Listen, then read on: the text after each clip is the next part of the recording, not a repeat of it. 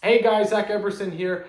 First, wanted to thank all the members who joined the virtual erg class on Facebook. I'm loving that you're liking the workouts. Also, it's super exciting to see that people are actually looking to add an erg to their home gym. First time buyers, first time ergers. It's really cool to see.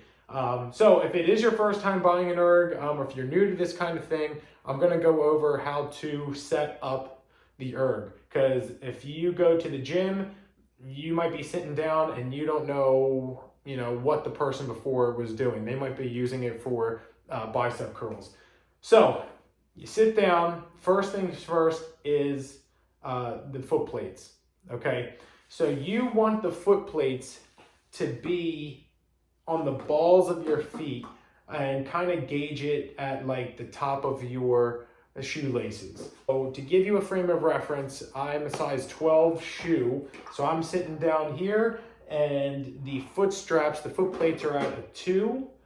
You can easily pop them up, kind of shimmy them down or shimmy them up, whichever way you want to go. So I'm going to put mine at a 4.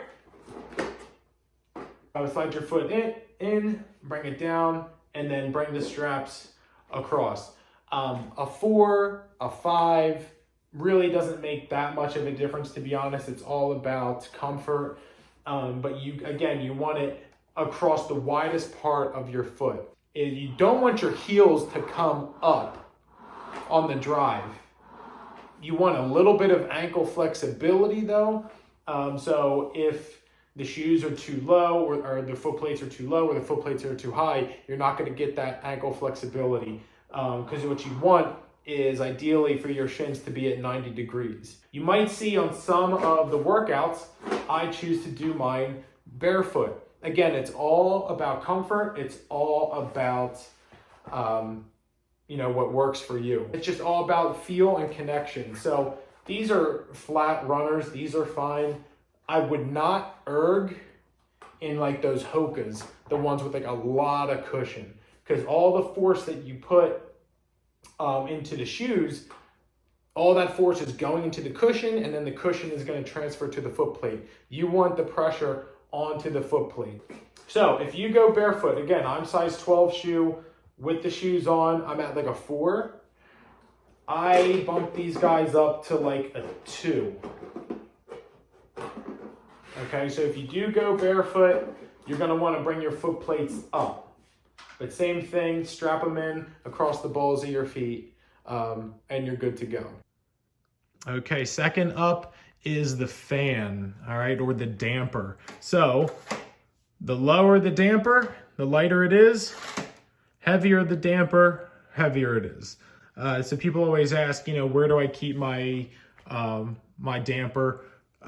It depends on the workout. For the most part, I'll keep it at like a 6.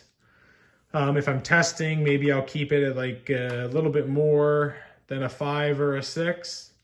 Some workouts, some long and low, I'll go to like a 7.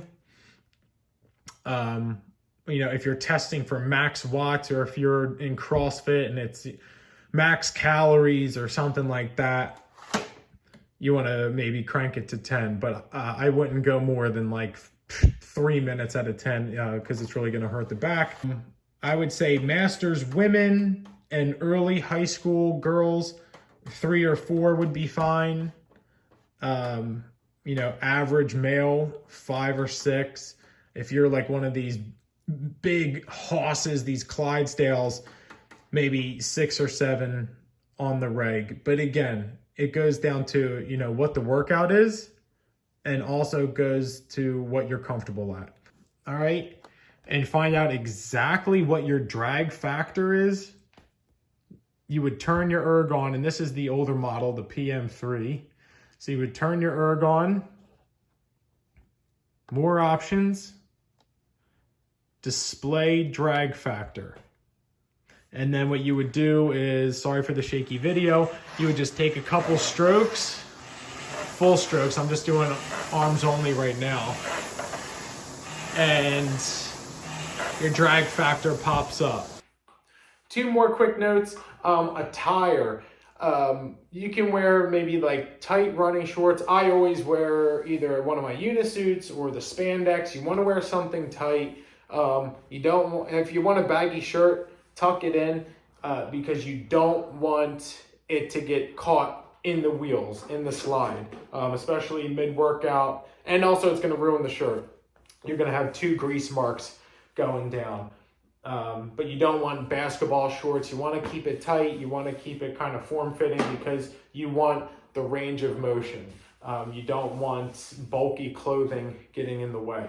And last note, please, this is a pet peeve of mine. Please keep the handle into the cage. I hate when I walk into a gym and I see it resting in the cradle. Over time, that's just going to loosen the tension on the chain. So I've gone into some boathouses where you can see you can remove this cradle and it's not even there. One of the workouts we did, we got up and took a drink of water and maybe a trunk twist and sat back down. Maybe that's when I'll keep it in the cradle.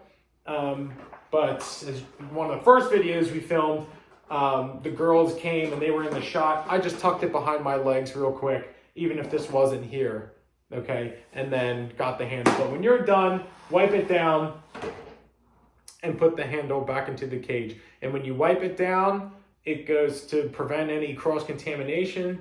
Monitor, handle, seat, rail. You don't want to get the greasy rail and then rub it on the monitor and then wipe off your seat. And then, of course, lastly, wipe down the handle. Now you have grease, butt sweat, and everything all over your handle. So hopefully you found this helpful, and I'll come out with some more technique videos to help you guys get faster. Thanks so much. Talk to you soon.